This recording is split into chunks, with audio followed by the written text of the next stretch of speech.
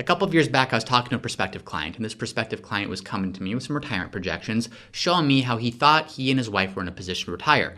What he said, though, didn't seem to make a whole lot of sense. So I dug into his projections, and what I quickly realized was that his numbers were so off because he was failing to correctly account for Social Security spousal benefits. Social Security by itself is relatively straightforward to calculate, but how does a spousal benefit work?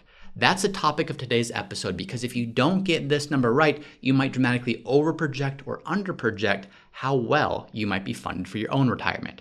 A big part of this question comes from a listener. A listener asked this. He said, I'm 52 years old and my wife is 50. We are planning our retirement strategy, which will consist of a combination of employer 401k, Roth IRA, investments, and Social Security, but I need some guidance to determine the optimal age for my wife and I to begin drawing from Social Security. My wife is a stay-at-home mother, so will not be eligible for her own individual benefit and will be planning to take the spousal benefit. My primary insurance amount at age 67 is $3,654, but I was planning to begin collecting Social Security at 62 to reduce the draw from my retirement account, so my reduced benefit at 62 would be $2,540. For the spousal benefit, I understand that my wife's maximum benefit is 50% of my full retirement benefit. However, if I retire prior to my full retirement age, and my wife waits until her full retirement age of 67, would she still be eligible for my 50% of full retirement age benefit, or would she be limited to 50% of my reduced benefit? So this question comes from a listener named Rob. Rob, thank you for that question. I am going to answer it directly, but then I'm going to give you a more full context to see how does this decision impact you and what are the other important things to know. So the short answer is no. It does not depend upon when you collect your Social Security benefit. If your full retirement age is 67 and you collect at 62, your spouse, Rob's wife, is still eligible to collect a full spousal benefit equal to half of his benefit at Rob's full retirement age. So this is the good news for all of you watching. If you are collecting your benefit early, your normal benefit early, your spouse can still collect their full spousal benefit, which is equal to 50% of your benefit at your full retirement age at that point, at the point that they turn their full retirement age. Sorry for the word salad there. On the flip side, let's assume that you defer your own benefit until age 70. So if your full retirement age is 67, you wait 3 years for delayed retirement credits to kick in, your benefit increases, your spousal benefit or your spouse's spousal benefit does not also increase with that. It is still anchored to that primary insurance amount, which is the amount that you are eligible at your full retirement age. They are eligible for half of that. So that's the short answer. That's the direct answer. Now let's look at a little bit more context here. So for those of you going into this, have the full picture so that you can base your decision on the right information. The first thing that you need to understand is whether you want to collect your own benefit or whether you want to collect a spousal benefit. So here's the thing. In order to be eligible for any benefit, you must have completed 40 quarters of work over the duration of your working lifetime. For 2025, 1 quarter of work equals $1,810. So it's not actually a time thing. You don't actually have to work for 3 months, but if you earn $1,810, that counts as 1 quarter of work. If you earn in this year over $7,240, that counts as 4 quarters of work. It doesn't matter how many months of the year you actually worked, paying into Social Security that amount qualifies you for 4 quarters. Now you cannot earn any more than 4 quarters in any calendar year. So if you earn 5 times that amount, it doesn't mean that you get 5 times 4 quarters. You're capped at 4 for the year. But anyways, over the course of your working lifetime, if you accumulate more than 40 quarters, if you have paid into Social Security, 40 quarters or more, you are eligible for a Social Security benefit. Eligible does not mean you've maxed it out. To max it out, you need to pay in a whole lot more than that, but you are now eligible. So when it comes to your retirement years, how does this play into account? For the most part, at least one spouse has at least that amount of earnings before they retire. It's going to be very difficult to retire if at least one of you does not have that amount. However, what about when one spouse did not work? What about when one spouse stayed home and raised the kids? What about when one spouse was self-employed and they didn't really have much in earnings to pay into Social Security? That's where the concept of a spousal benefit comes in. So you can look at your own earnings record and say, did I even qualify for a benefit? And if so, how much? Versus how much did my spouse earn and what benefit are they eligible for at their full retirement age? So that's the decision point. Now, in order to be eligible for a spousal benefit, you must have been married for at least 1 year. So if you just got married yesterday, you're watching this video on your honeymoon, number one, probably go do something more fun. But if that's you, you're not yet eligible for a spousal benefit. To be eligible for a spousal benefit, you must have been married for at least 1 year. So come back to this video in 364 days and you can see this is what you'd be eligible for, but it's not until you've been married for at least 1 year. Now, for those of you that have been married and divorced, if you were married for at least 10 years, you are still eligible for spousal benefit. So let's say you were married between the ages of 25 and 35, but you've been single ever since. Well, you're turning 65, 66, 67, you are still eligible for a spousal benefit based on your ex-spouse's earnings record, even if you haven't talked to this individual in 30 plus years. It's not that you're currently married that qualifies you, it's if you've been married for at least 1 year to your current spouse, or if you were previously married for at least 10 years, you are now eligible for a spousal benefit based on that spouse's earnings record. Now, there are some details here where if you get remarried after a certain age, it can actually impact your spousal benefit. So be careful of that, be mindful of that, but these are the general rules. And now finally, in addition to spousal benefits, there's also survivor benefits. So survivor benefits are different. Survivor benefits are what you are eligible for if your spouse passes away. Or, similar to the last example, if your ex-spouse that you were married to for at least 10 years has passed away. So the survivor benefit is different than the spousal benefit, and that a spousal benefit is limited to 50% of what your spouse's full retirement age benefit is, what their primary insurance amount is. A survivor benefit could be 100% of what your spouse was collecting or was eligible to collect prior to passing away. So both of these very much come into play when designing the optimal retirement strategy, because if you understand how this works, you can really maximize your benefits, not just to your favor in terms of maximizing income, but also use this information to protect a surviving spouse to make sure their benefit or their income is maximized well after you're gone. Now, I want to go through a couple of examples that tie back to the original listener question so I can quantify and show you what does this actually look like. Let's assume that if I retire, my primary insurance amount is $2,000 per month. So I retire and I turn 67, I can collect $2,000 per month, which means let's assume that my wife stayed at home and raised our children and she doesn't have any Social Security earnings record. She could either choose to collect zero, not good, or she could collect half of my benefit. And if my benefit is $2,000, she would then get $1,000. Now let's assume that I turn 67. And you know, I've watched a whole bunch of YouTube videos. I know that if I keep waiting, if I keep deferring, my benefit will go up each year until the age of 70. In fact, if I wait till 70, my benefit will be closer to $2,500. Not exactly, but rounding here to use some simple numbers. So at $2,500, does that mean that my wife is now eligible for half of that, $1,250? The answer is no. She would still be capped at that $1,000 benefit eligibility because that was my benefit at my full retirement age. That's considered my primary insurance amount. So if I'm waiting, I can increase my benefit via delayed retirement credits, but spousal benefits are not eligible for those delayed retirement credits. Now let's give one more example to reiterate what I stated before. If I can collect my benefit at 67 of 2000 and I decide to collect early, my benefit might be reduced to, let's say, $1,500.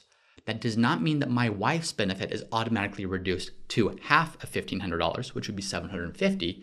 Her benefit, assuming she still waits until her full retirement age, she is still eligible for that full $1,000, which is the good news. So her spousal benefit is not determined based upon when I collect my benefit. It is determined based on what my benefit is at my full retirement age, but outside of that, it's her decision of when she collects that actually determines how much more or less than that she will receive.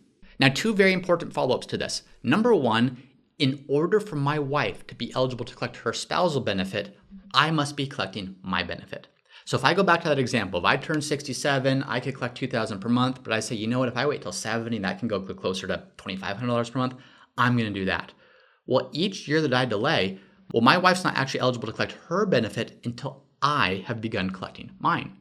So let's assume we're the exact same age. We both turned 67. She wants to collect her $1,000 of spousal benefit. I want to continue accepting delayed retirement credits to get all the way up to $2,500. I can do so, but she's not eligible to collect that $1,000 per month until I have collected. So by me waiting, that might be the right call, but keep in mind that could impact your spouse, and that's where some good planning comes in. Does it make sense to delay, or does it make sense to collect earlier, because now both of you can collect those benefits? Now, another detail that seems pretty nuanced and almost irrelevant, but actually matters is this. We know the max spousal Social Security benefit is limited to 50% of the primary earner's full retirement age amount. So going back to me, my wife's maximum spousal benefit will be limited to 50% of what I am eligible for at my full retirement age. But technically, what she is collecting at that point is her own benefit plus any excess spousal. And the combined amounts there are capped at half of my benefit amount. That sounds incredibly confusing. Let me use an example to explain how that works. Let's assume that my wife, who is staying at home and she is raising our children, let's assume she goes back to work after that and she worked prior to raising our children. Well, she might have a Social Security benefit. She qualified by paying in the 40 quarters, but it might not be an incredibly high amount. Let's assume it's $600 in this example. So she could collect, based on her own earnings record, $600. Now, if at age 67, we both began collecting, I start collecting $2,000, she collects her $600, but she's eligible for a spousal benefit of $1,000. Really what that means is $600 of her own benefit plus an excess spousal benefit of $400 that gets her to $1,000 total. Why does that matter? That doesn't seem like, who cares if it's her benefit, if it's excess spousal, it's still limited to that $1,000. Well, it matters for this reason. I mentioned before, if we both turn 67 and she wants to collect, but I decide to defer until 70, well, she's out of luck. She can't collect a spousal benefit until I have collected mine. But here's the thing. She could collect her benefit of $600 per month in this example, all while I continue to delay until age 70. Then once I turn 70, I turn on my benefit of $2,500 per month at that point. She is eligible for the excess spousal at that point. That tops her off another $400 per month, which brings her to $1,000 total. So this seems like nitpicking, this seems like splitting hairs here, but that's the reality. That's 3 additional years of an extra $600 per month that she wouldn't have otherwise received if she didn't understand how the actual spousal benefit is a combination of her own earnings record plus excess spousal, the combination of the two being capped at 50% of what I'm eligible for at my full retirement age. All right, one final detail here around spousal benefits before we wrap up with a summary of everything you need to know to make the most of these benefits in your own plan. With spousal benefits, to maximize them, you need to wait until your full retirement age. So I'm going to go back to me as an example. If my wife wants to maximize her spousal benefit based on my earnings record, she would need to wait until age 67 to do so. However, she is eligible to collect earlier than then. But in the same way that if she were to collect her own benefits early, those benefits are reduced, the same thing applies with spousal benefits. Yes, the max is age 67 or full retirement age, and it can't go higher than that.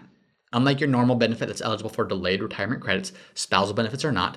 So the max is 67 or full retirement age, but it's declined or it's reduced by the same exact amount that your regular benefit would be if you collect early. The way that works is for the first 3 years leading up to your full retirement age. So in this example, between age 64 to age 67, your benefit is reduced by 8.3% per year for those 3 years. Now, that actually breaks down into a monthly number. Social Security calculates that amount monthly, not yearly, but that's the total amount over the course of the year. For ages 64 to 62, so any amounts longer than 3 years prior to your full retirement age, there's a 5% annual reduction. Once again, that's calculated monthly. So 5/12 of 1% is the reduction that you would get any months prior to 64 that you collect early. Same thing applies to spousal benefits as it does to your normal benefit that you'd be eligible for based on your earnings record. So here's the takeaways that I want to leave you with. And I'm also going to leave you with a video that actually shows you how does this information tie into your overall plan. So you're not just maximizing Social Security in a vacuum, you're maximizing it in the context of everything else.